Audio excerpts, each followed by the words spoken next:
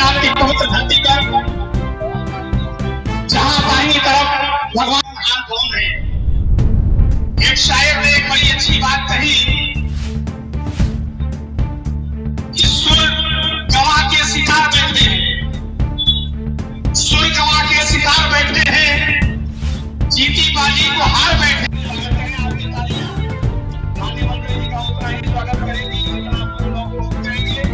Bharatiya Janata party का सभी कार्यकर्ता होने के नाते आप तिवारी जी से, जो बिल्कुल प्रशासनिक कार्यदक्षता और क्षमता रखते हैं, मैं सीएम तिवारी जी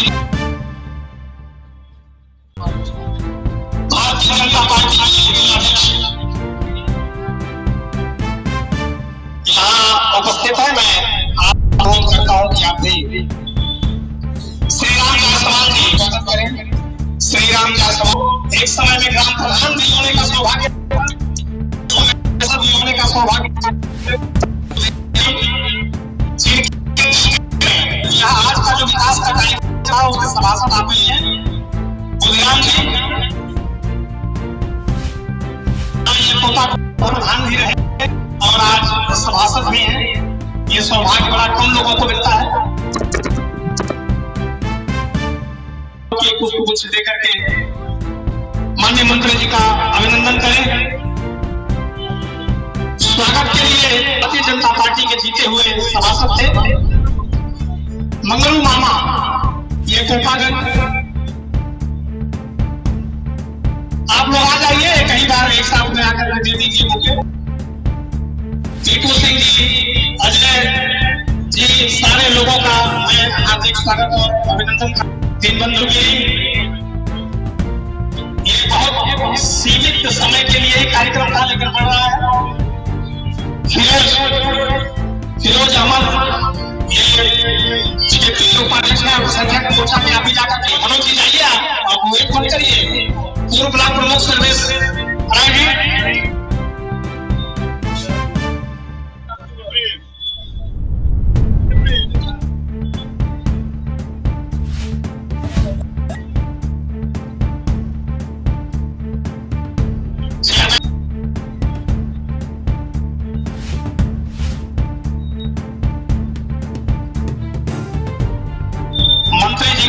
अंगवस्त्रम देंगे। उपाध्यक्ष विधायक जी का माल्यार्पण करके माननीय मंत्री जी जोरदार तालियों से अभिनंदन करें।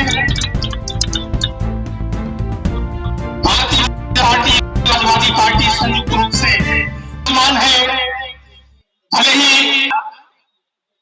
ब्लॉक प्रमुख पूर्व ब्लॉक प्रमुख सर्वेश राय जी, श्री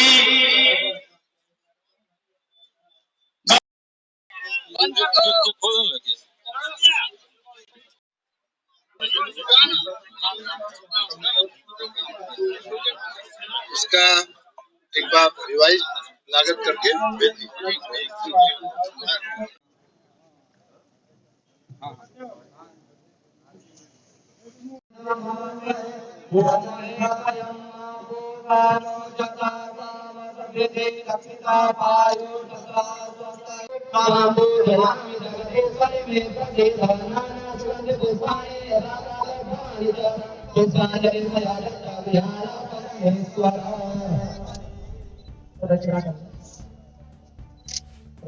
ओम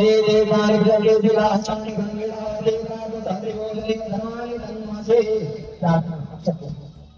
जो सरोवर जो तालाब हम लोग बना रहे हैं उसका नाम स्वर्गीय कल्पना राय जी के नाम पर रख दिया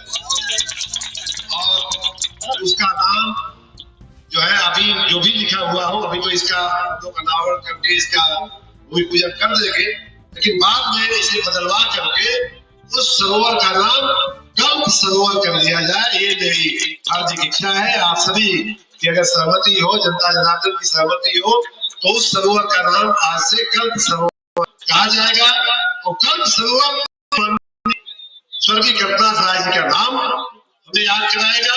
और दूसरा, भगवान भोलेनाथ के सामने वो सरोवर है, वैसे भी जब छठ की पूजा होती है आप जो भी कल्पना करें, जो भी जैसे कल्पतरु होता है। आज कोपागंज नगर पंचायत में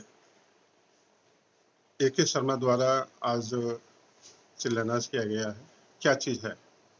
थाने के पीछे जो पोखरी है जिसमें छठ पूजा होती है, उसी के सौंदर्यीकरण के लिए हम लोगों ने मंत्री जी से डीपीआर भेजा था, जिसका स्वीकृत हुआ। आज उसी का शिला पूजन और शिलान्यास और भूमि पूजन का कार्यक्रम था।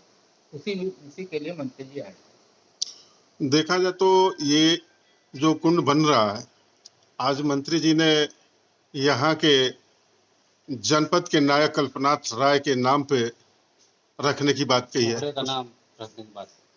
देखिए, इसमें कल्पनाथ राय जी, इसमें कोई दो राय नहीं कि एक काफ़ी दिनों तक वो सेवा दिए और विकास की गति को आगे बढ़ाने का उन्होंने पूरे मऊ जिले का काम किया। मऊ जिले में जितनी भी उनके दौर में कार्य किया गया, उसकी जितनी भी सराहना की जाए कम है। आज मंच पे कई संगठन के लोग मंच पे दिखाई दिए, चाहे सपा हो चाहे भाजपा की, तो कार्यक्रम ही था और भी लोग शामिल थे। तो क्या ये मंत्री जी को पा करके आए थे या क्या था?